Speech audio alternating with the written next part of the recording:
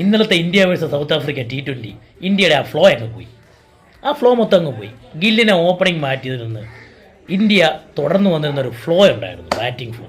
അതായത് Asia cup, അതുപോലെ തന്നെ ഓസ്ട്രേലിയ സീരീസ്, ഇതിലൊക്കെ പിന്തുടർന്ന് വന്നൊരു ഫ്ലോ ആ ഇന്ത്യൻ ബാറ്റിങ്ങിൻ്റെ ആ ഫ്ലോ അങ്ങ് നശിച്ചു. ഇതിൻ്റെ ഉദാഹരണം എന്താണെന്ന് വെച്ച് കഴിഞ്ഞ് തിലക് വർമ്മയൊക്കെ വന്ന് ഇറങ്ങി വൺ ഡൗണായിട്ട് ഇറങ്ങിയിട്ട് ആദ്യത്തെ ബോളിൽ തന്നെ അടിക്കാൻ തുടങ്ങുക. കാര്യം എന്താ? അത്രയും പ്രഷറായിപ്പോയി. അതുപോലെ തന്നെ ഹർദിക് പാണ്ഡ്യ വന്നിട്ട് ഹർദിക് പാണ്ഡ്യയും ഫസ്റ്റ് ബോളിൽ നിന്ന് അടിക്കാൻ തുടങ്ങുക. ഫസ്റ്റ് ബോൾ തന്നെ വിക്കറ്റ് പോയി വന്ന ഉടനെ ഫസ്റ്റ് ബോളിൽ തന്നെ ഒന്നും നോക്കാതെ അടിക്കുക. കാര്യം എന്താ?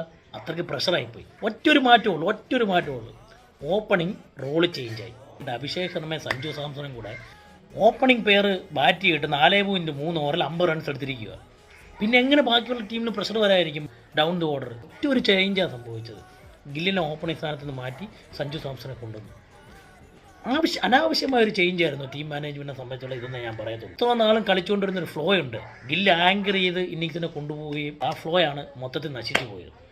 ഇവിടെ എന്താ സംഭവിക്കുന്നത്? ഒരു പക്ഷത്ത് അഭിഷേക് ശർമ്മ അടിക്കുന്നു, മറുവശത്ത് സഞ്ജു സാംസൺ വന്ന് അടിക്കുന്നു. ഇവിടെ എവിടെയാണ് ഒരു സ്റ്റെബിലിറ്റി നിങ്ങൾ കാണുന്നത്? ഇവിടുന്ന് ഒരു സൈഡിൽ നിന്ന് അടിക്കുന്നു, അവിടുന്ന് വേറെ സൈഡിൽ നിന്ന് അടിക്കുന്നു. ഇങ്ങനെയാണ് ഒരു T20 കളിക്കേണ്ടത്?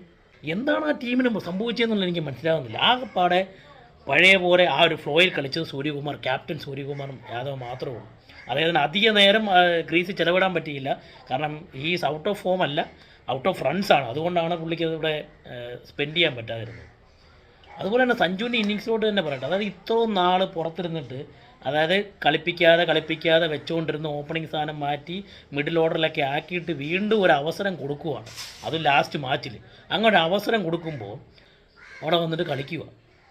അതും 22 ബോളെ 37, 168 സ്ട്രൈക്ക് റേറ്റിൽ. അങ്ങനെയൊക്കെയാണോ ഒരു T20 ഇന്നിങ്സ് കളിക്കേണ്ടത്? അതായത് ഇത്രയും നാളും പുറത്തിരുന്ന ഒരാൾ എങ്ങനെയാണ് കളിക്കേണ്ടത്? പണ്ട് KL രാഹുലൊക്കെ കളിച്ചിരുന്നതുകൊണ്ട് പയ്യെ മുട്ടി ഒരു 10-20 റണ്ണൊക്കെ പയ്യെ എടുത്ത് അങ്ങനെയല്ലേ അത് വരേണ്ടത്? ഇങ്ങനെയൊക്കെ ഒരാൾ വന്ന് കളിക്കാവൂ? അത് BCCയുടെ പ്ലാനിന് എഗനൈസ്റ്റ് അല്ല. ജാൻസൺ എറിഞ്ഞ ആ പന്തിൽ ആ ഒരു പന്ത് ഡിഫെൻഡ് ചെയ്യേണ്ടത്, അതായത് ഇതേ ബോളർ T20യിൽ ഗില്ലിനുണ്ട് എറിഞ്ഞതാണ്. ഗില്ലിനുണ്ട് എറിഞ്ഞപ്പോൾ ഗില്ല് എന്താ ചെയ്തത്?